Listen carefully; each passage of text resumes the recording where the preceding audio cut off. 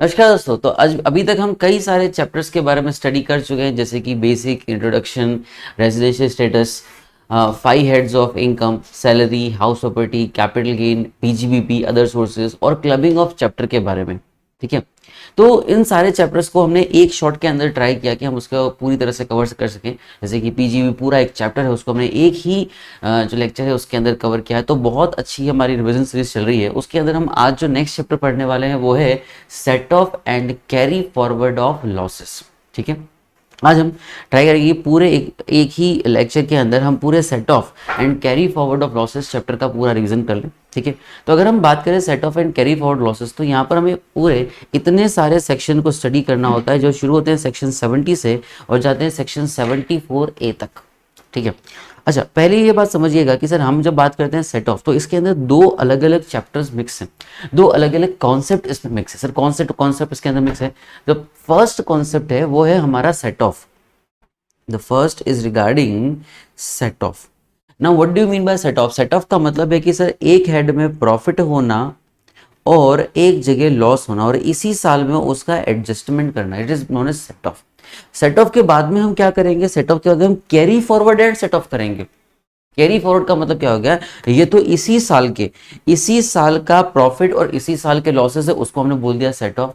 फिर सेकंड आएगा carry forward and set off of losses. ये क्या है सर? इसके अंदर हम क्या कर रहे हैं? कैरी फॉरवर्ड कर रहे हैं। लॉसेस को हम क्या कर रहे हैं? कैरी फॉरवर्ड कर रहे हैं, हम आगे ले जा रहे हैं और फिर हम उसको नेक्स्ट ईयर ले जा रहे हैं और नेक्स्ट ईयर ले जाने के बाद में हम उसको क्या कर रहे हैं? Set off. So it is known as carry forward and set off of losses. So there will be two chapters. First will be the set off and the second will be carry forward and set off of losses. ठीक है, तो सबसे पहला जो point हम start कर रहे हैं वो है सेट ऑफ लॉसेस। अब पहला पॉइंट समझिएगा, सेट ऑफ का मतलब क्या है? सेट ऑफ का मतलब सर इसी साल प्रॉफिट आए हैं और इसी साल के लॉसेस हैं। अब उसके अंदर भी टोटल दो पॉइंट बन सकते हैं। The first point is inter source adjustment. हमारा पहला पॉइंट क्या है? हमारा पहला पॉइंट है इंटर सोर्स एडजस्टमेंट। अब इंटर सोर्स को समझिएगा। इंटर सोर्स का मतलब क्या होता है? इसका मतलब है losses incurred by assessee in respect of one source will be set of under same source only. Will be set of under same source only. मतलब क्या हो रहा है? मतलब मान लो हाउस प्रॉपर्टी में लॉस है, हाउस प्रॉपर्टी में ही प्रॉफिट है, उसी का एडजस्टमेंट करने को हम बोलते हैं इंटर सोर्स, या इसको कई बार बोलते हैं intra head, with in head. एक ही हेड में प्रॉफिट होना, एक ही हेड में लॉस होना। पीजीबीपी में प्रॉफिट है और पीजीबीपी में ही लॉस है, तो उसको हम क्या बोलते हैं? उसको हम बोलते हैं इंटर सोर्स, या बोल दो इंट्रा हेड। वर्ड को ध्यान सुनना, या तो इंटर सोर्स बोल दो या उसको बोल दो intra head adjustment of losses. ये हमारा पहला पॉइंट रहने वाला है। ठीक है, सेकंड क्या है? The second point is inter head adjustment. Inter head का मतलब क्या होता है? यहां समझिएगा, losses incurred by assessee in respect of one head will be set of with other head. एक हेड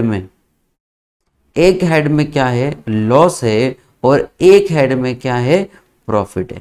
तो एक हेड के लॉस दूसरे हेड के प्रॉफिट से क्या एडजस्ट हो सकते हैं या नहीं, उसको हम बोलते हैं इंटर हेड एडजस्टमेंट। क्या बोलते हैं उसको? उसको बोलते हैं inter head adjustment of losses. तो ये हमारे दो तरह के पॉइंट है। एक है विद इन हेड, एक है दूसरे हेड। अब विद इन अगले हेड का मतलब क्या हुआ? ठीक है, फॉर एग्जाम्पल अगर हम देखें तो हाउस प्रॉपर्टी का लॉस है, सैलरी में इनकम है। कैपिटल गेन के अंदर प्रॉफिट है, कैपिटल गेन के अंदर गेन हुआ है और पीजीबी में लॉस है। तो क्या आपस में इनका एडजस्टमेंट हो पाएगा या नहीं हो पाएगा? ठीक है, तो पहला फर्स्ट पॉइंट जो हम पढ़ रहे हैं वो है हमारा inter source adjustment. Inter source adjustment का मतलब हुआ क्या हो गया? वन हेड, एक हेड में तो क्या है? लॉस है और उसी हेड में क्या है? प्रॉफिट है। ठीक है, तो जनरली सरकार जब पहली बार रूल लिखती है तो बहुत इजी सा, बहुत आसान सा रूल लिखती है। क्या लिखा देखिए, जनरल रूल क्या बोलता है? Where the net result of any source falling under any head of income is a loss.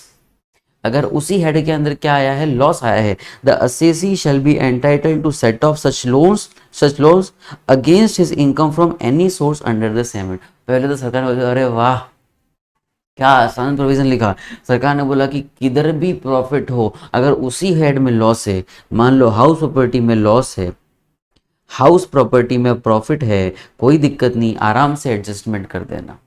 मान लो पीजीबीपी में प्रॉफिट है और पीजीबीपी में ही लॉस है, आराम से एडजस्टमेंट कर देना, कोई दिक्कत नहीं। मान लो कैपिटल गेन हेड में प्रॉफिट है, उसी में लॉस है, एडजस्टमेंट कर देना, कोई दिक्कत नहीं। लेकिन क्या आपको लगता है गवर्नमेंट इतने आसान प्रोविजन लिखती होगी? बिल्कुल नहीं सर। आपको लगता है गवर्नमेंट आसान प्रोविजन लिखती है? बिल्कुल नहीं सर। फिर इन्होंने क्या किया, प्रोविजन तो यहां से शुरू होता है, देयर आर सर्टेन एक्सेप्शंस। कि हमने एक बार नॉर्मल रूल, एक बार नॉर्मल प्रोविजन तो आपको बता दिया कि आपस में एक पे हेड में प्रॉफिट हो, उसी हेड में लॉस हो, दोनों का एडजस्टमेंट कर देना। लेकिन उन सारे रूल्स के कुछ ना कुछ क्या है, एक्सेप्शंस है। कई जगह पर ये वाला रूल एप्लीकेबल ही नहीं होगा। कहां पर एप्लीकेबल नहीं होगा? देखिए, लॉसेस फ्रॉम स्पेक्युलेटिव बिजनेस, कहां पर लॉस हुआ है? स्पेक्युलेटिव बिजनेस में लॉस हुआ है, समझिएगा।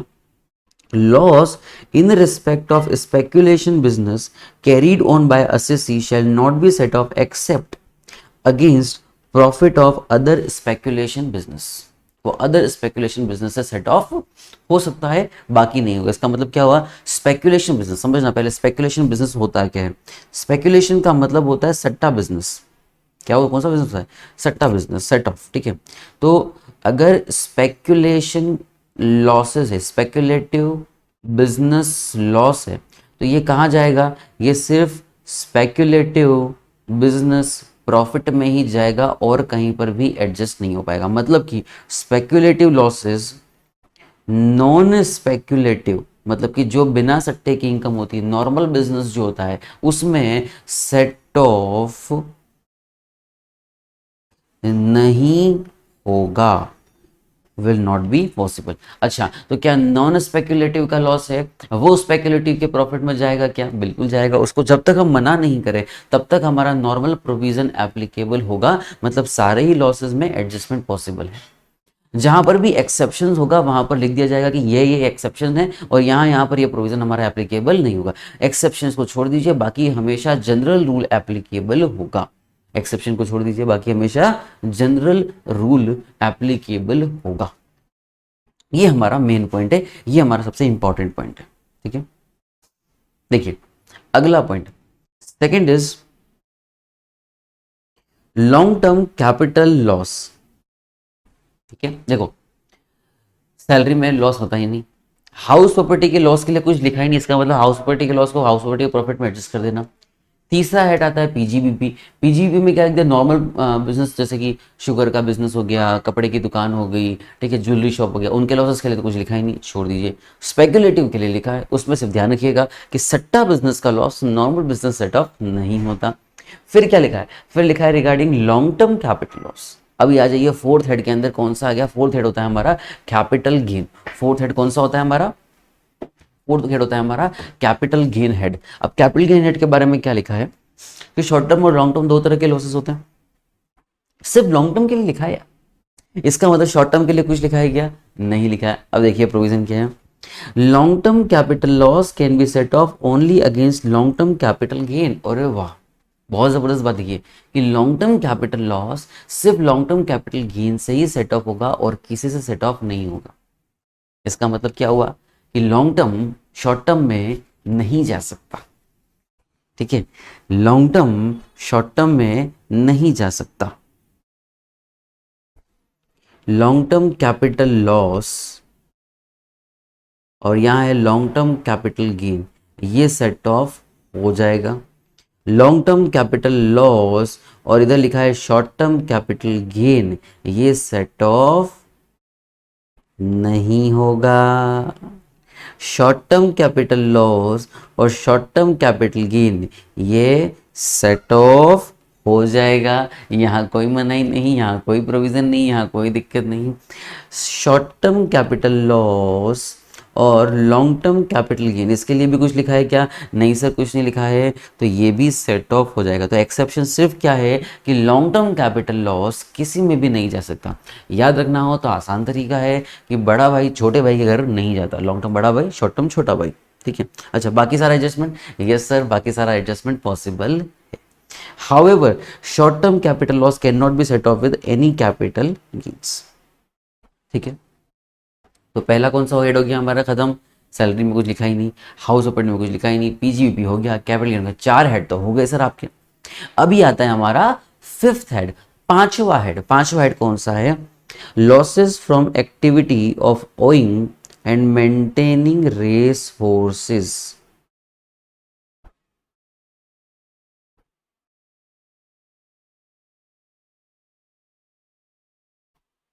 ठीक है, the amount of loss incurred by assessee in the activity of owning and maintaining race horse can not be set of.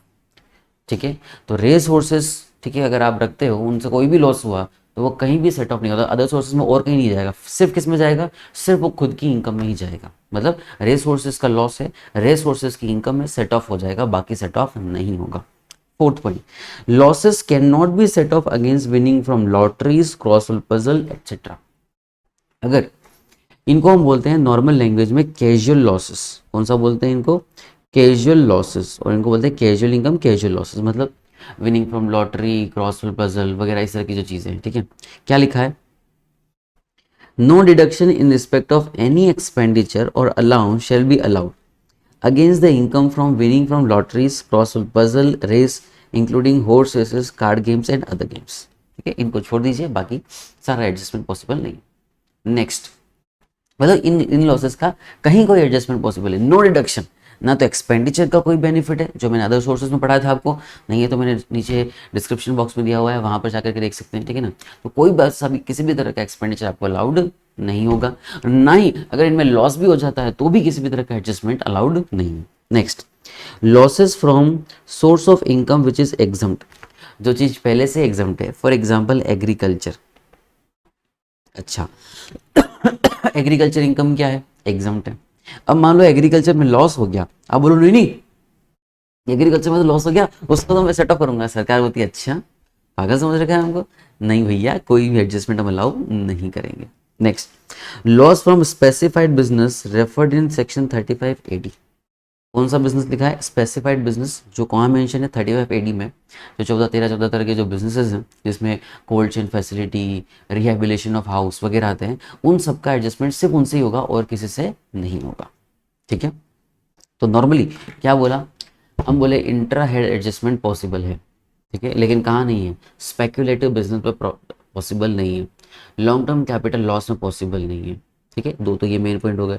Horse assess का लॉस हुआ उसी में जाएगा, कैजुअल लॉसेस कहीं सेट ऑफ नहीं होंगे। ठीक है, एग्जम्प्ट इनकम कहीं सेट ऑफ नहीं होगी, और 35AD सिर्फ 35AD में सेट ऑफ होगा। अब बात आती है सर सेकंड पॉइंट की। Now the second point is inter head adjustment.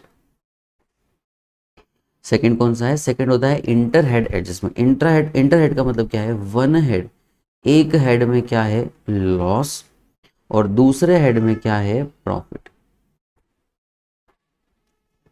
एक हेड में क्या है लॉस और दूसरे हेड में क्या है प्रॉफिट, इसको हम बोलते हैं इंटर हेड एडजस्टमेंट। ठीक है, जनरल रूल देखना, जनरल रूल क्या बोलता है देखना,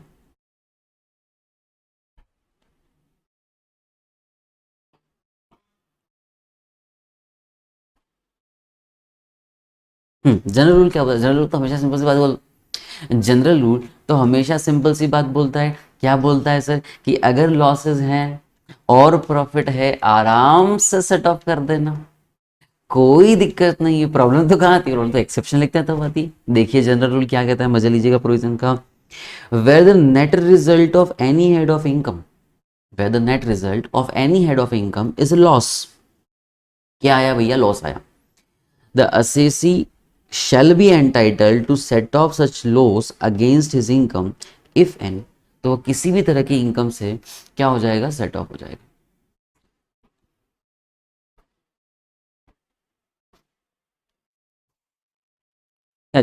तो every rule has certain exceptions, तो यहां देखिएगा क्या एक्सेप्शंस है, exception to the general rule. ठीक है, पहला सैलरी के लिए कुछ होता ही नहीं, हाउस प्रॉपर्टी के लिए कुछ लिखा ही नहीं, तो तीसरा आ जाओ कौन सा, पीजीबीपी। पीजीबी में पहला पॉइंट तो क्या था कि स्पेकुलेशन का लॉसेस है वो कहीं नहीं जाएगा। ठीक है, तो वो यहाँ पर भी सेम एप्लीकेबल होगा। उसके बाद पीजीबी में एक पॉइंट और है कि पीजीबीपी का लॉस जो है वो सैलरी इनकम से सेट ऑफ नहीं हो सकता, उसका नॉर्मल रीज़न है कि जिनकी ज़्यादा सैलरी वगैरह होती है वो कोई बिजनेस दिखा देते हैं और वहाँ पर लॉस दिखा देते हैं, तो ऐसी मैल प्रैक्टिसेस कुछ फॉलो होती थी।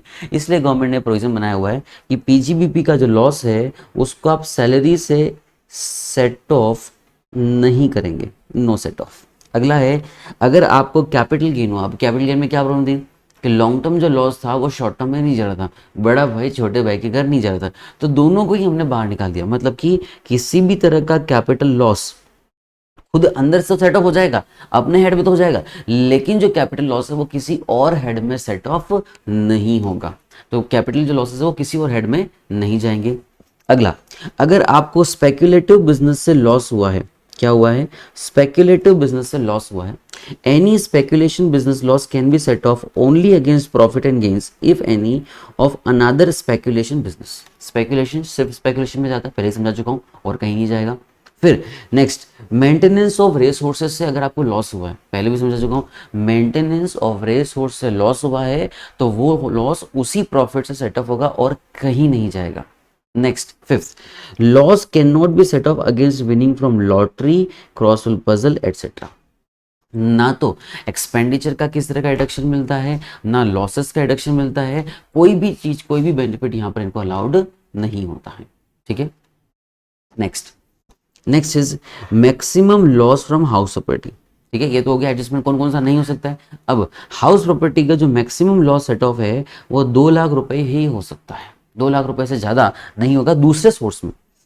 खुद के सोर्स में जो सेटअप हो सकता है, लेकिन जब हाउस प्रॉपर्टी का लॉस आप दूसरी जगह सैलरी में ले जाओगे, पीजी पे ले जाओगे, कैपिटल गेन में ले जाओगे, तो मैक्सिमम जो लॉस है वो 2 लाख रुपए ही सेटअप होगा, 2 लाख से ज्यादा नहीं होगा। अगला, किसी भी तरह का speculation loss owing from maintaining of resource and losses. ठीक है, ये वाली बात कर ली। ठीक है, अब स्पेसिफाइड बिजनेस जो 35 एडी में है, वो सिर्फ जो 35 एडी के लॉस है वो सिर्फ कहाँ जाते हैं, वो सिर्फ 35 एडी में ही जाते हैं। आई रिपीट अगेन, 35 एडी के लॉस 35 एडी के प्रॉफिट में ही जाते हैं, उनका और कोई एडजस्टमेंट पॉसिबल नहीं है। ठीक है, नेक्स्ट, इसको समझिएगा, loss from a source of income which is एग्जम from tax. ठीक है, मैंने पहले बताया था कि अगर कोई जो इनकम है वो ऑलरेडी एग्जम्प्ट है तो ना उसकी इनकम को कंसिडर कर रहे हैं, सर जब हम इनकम को कंसिडर नहीं कर रहे तो हम लॉस को भी कंसिडर नहीं करेंगे। लॉस भी कंसिडर नहीं हो रहा, प्रॉफिट भी कंसिडर नहीं हो रहा, दोनों चीजों को कंसिडर करने की कोई जरूरत वहां पर नहीं है। ठीक है,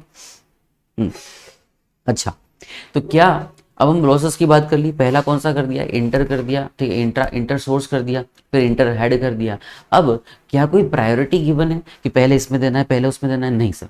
अब पूरा पॉइंट को समझिएगा, no order of priority is given in the act कुछ नहीं लिखता, आपको जहां एडजस्टमेंट करना है वहां कर लीजिए।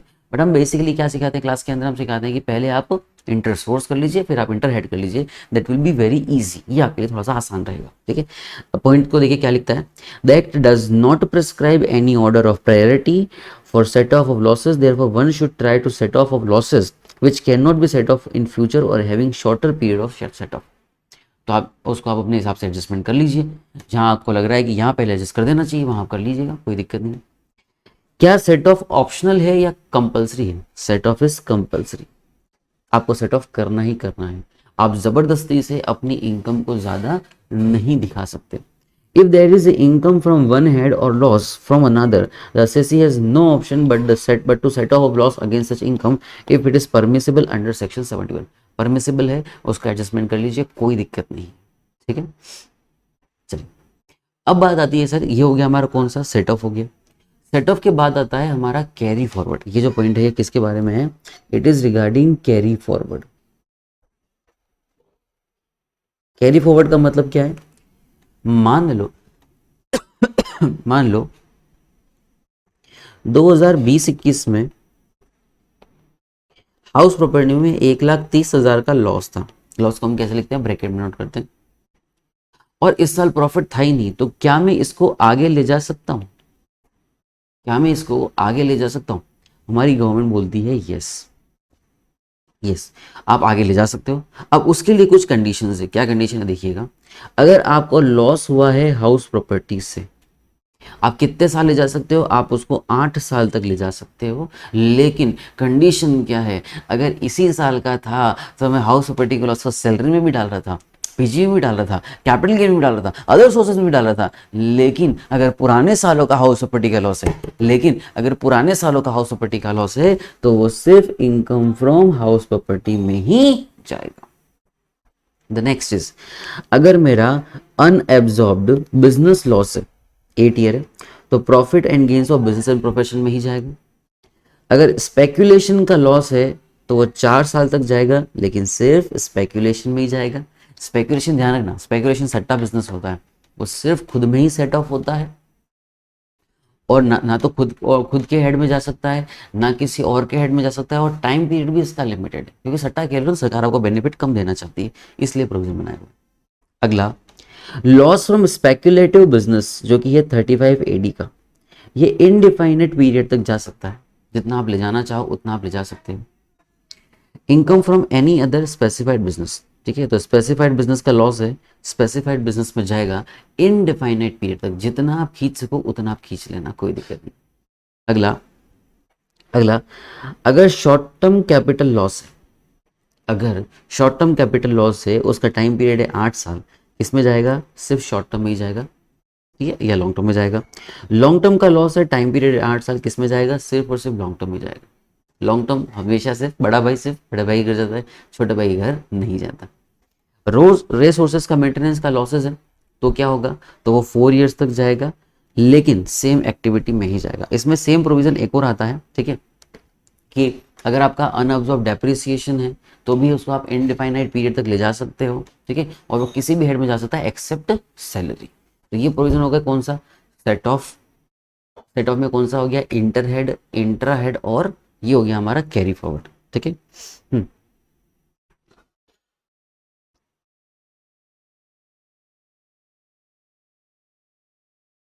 चलिए अब समझिएगा वैसे कोई ऑर्डर दे रखा है कि लॉसेस का, मैंने अभी आपको थोड़ी देर पहले समझा था कि वैसे तो कोई ऑर्डर नहीं दे रखा है लॉसेस का, आप अपने हिसाब से उस प्रोविजन को फॉलो कर सकते हो। लेकिन कई बार लोग क्या करते हैं, जैसे डेप्रिसिएशन में मेरे बोला कि इनडिफाइनाइट पीरियड है, बिजनेस के लॉस में टाइम पीरियड नहीं है, तो वो इस साल के प्रॉफिट में पहले पुराने साल के लॉस घुसाना चाहते हैं। तो सरकार बोलती है कि यार ये थोड़ा सा मिसमैनेजमेंट हो जाएगा, हमारे लिए भी थोड़ा मुश्किल हो जाएगा, डिपार्टमेंट भी संभालना मुश्किल हो जाएगा, तो उन्होंने इसका एक रूल दिया। क्या रूल दिया समझिएगा, current year depreciation and current year capital expenditure on scientific research and current year family planning to the extent of, सबसे पहले किसका एडजस्टमेंट करना है, सबसे पहले आपको करंट ईयर का करना है, इस साल के ईयर का depreciation, capital expenditure on scientific research, current year family planning, ये सारे अलाउ करने हैं। Second, brought forward business losses allow करना है। थर्ड, थर्ड फिर अनअब्जॉर्ब कैपिटल एक्सपेंडिचर जो भी साइंटिफिक रिसर्च वगैरह पर हुआ है वो अलाउ करना है। और फिर फैमिली प्लानिंग जो पुराने सालों की है उसका जो एक्सपेंडिचर हुआ है वो अलाउ करना है। तो वैसे तो प्रैक्टिकली कोई फॉर्मेट नहीं है, वैसे तो प्रैक्टिकली कुछ नहीं लिखा है, लेकिन एक छोटा सा फॉर्मेट है जो आपको फॉलो करना है। किसके लिए ये प्रॉब्लम यही थी कि पीजीबीपी के जो प्रॉफिट एंड लॉसेस हैं उसमें बहुत सारे एडजस्टमेंट हो जाते हैं, उन चीज़ों को रोकने के लिए गवर्नमेंट ने ये प्रोविज़न बनाया हुआ है, ठीक है, ठीक है, इसको उनका कोई मतलब नहीं है। अगला जो पॉइंट आता है वो आता है, सिर्फ 2 पॉइंट हमारे पास। पहला है बोनस ट्रिपिंग, ठीक है, और ये भी आपको समझ में आ जाएगा। बोनस ट्रिपिंग क्या है समझिएगा, अगर कुछ कंडीशन सेटिस्फाई होती है, what are the condition of section 94(8), ठीक है, अगर टैक्स पेयर ने कोई सिक्योरिटीज परचेज की, मैं आपको समझाता हूँ विद एग्जांपल, ठीक है ना, मान लो आपने कोई सिक्योरिटीज या कोई कोई सी भी चीज़ें, ठीक है ना, एक्वायर करी है। मान लो आपने 100 शेयर्स लिए किसी कंपनी के 1000 के हिसाब से, कितना हो गया, 1 लाख, ठीक है, और अब इस पर क्या मिलता है, अब आपको इस पर बोनस मिलता है, ठीक है, 100 शेयर थे, 1000 रुपए की रेट से थे, 1 लाख रुपए आपने लगाए थे, इस पर आपको बोनस मिला, सपोज 10% बोनस मिला, ठीक है, कितने शेयर मिले, 10 शेयर मिले। जब बोनस का कोई पैसा मिलता है क्या, बहुत पैसा देते हैं क्या, नहीं, सब बोनस का कोई पैसा नहीं मिलता। अच्छा, बोनस को टैक्सेबल कर सकते हैं क्या, नहीं कर सकते। लेकिन मीनवाइल हुआ क्या कि यहाँ पर आपका लॉस हो गया, कैसे? जो 100 शेयर्स थे उसकी वैल्यू हो गई 950, तो कितना आया? 95,000। कितना हो गया? आप बोलोगे सर 5,000 का लॉस हो गया। अभी समझिए हमारी गवर्नमेंट क्या बोलती है। हमारी गवर्नमेंट बोलती है कि यहाँ आप क्या क्लेम कर रहे हो, यहाँ आप क्लेम कर रहे हो ₹5,000 लॉस। क्या क्लेम कर रहे हो? ₹5,000 लॉस। और हम ये आपको अलाउ नहीं करना चाहते। रीजन समझना, ये जो 5,000 का लॉस था वो तो आप ये समझ लीजिए ना कि तो बोनस मिला था। बोनस की वजह से भी तो हो सकता है कि इसकी रेट क्या हुई, कम हुई हो। तो गवर्नमेंट ने प्रोविजन क्या बनाया, if loss arise after the issue of bonus share. ये सिर्फ प्रोविजन कब एप्लीकेबल है? जब लॉस हो गए। प्रॉफिट में 1,05,000 बेची तो प्रोविजन एप्लीकेबल नहीं होगा। If loss arise after the use of bonus share then such loss, जो भी आपको लॉस हुआ है, will not be allowed to be set off.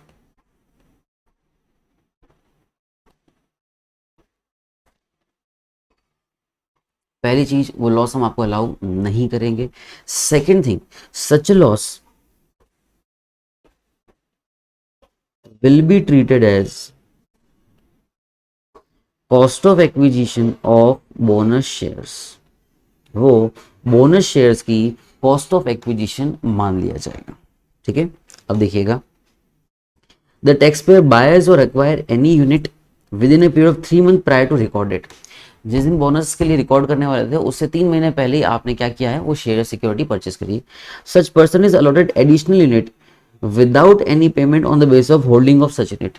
ठीक है, इसको हम कहते हैं bonus unit. Such person sell और thereafter all of the original units within a period of 9 months after such record date, but he continues to hold other bonus units। तो क्या होगा? तो उस केस में जो प्रोविजन फॉलो होगा, ये प्रोविजन फॉलो होगा कि वो जो लॉस है वो लॉस ट्रीट नहीं किया जाएगा और वो क्या हो जाएगा, कॉस्ट ऑफ एक्विजिशन मान लिया जाएगा बोनस शेयर के बारे में। ठीक है, तो यहाँ तक हमने पूरा चैप्टर कंप्लीट किया। Inter adjustment, intra adjustment, bonus tripping कैसे करनी है, ये सारी बातें करी। हमारे जो फुल लेक्चर्स है जहाँ पर हम क्वेश्चंस भी कराते हैं और करीबन 160 आवर्स का हमारा जो फुल कोर्स है वो काफ़ी कम रेट पर अवेलेबल है। उसके बारे में आप और जानकारी करने के लिए कहाँ पर व्हाट्सअप कर सकते हो आप? 8058700725, ये मेरा पर्सनल नंबर है। आप उस पर व्हाट्सअप करके वो लेक्चर्स ले सकते हैं। मिलते हैं हमारे नेक्स्ट लेक्चर के अंदर। Till then goodbye, take care, bye bye, thank you.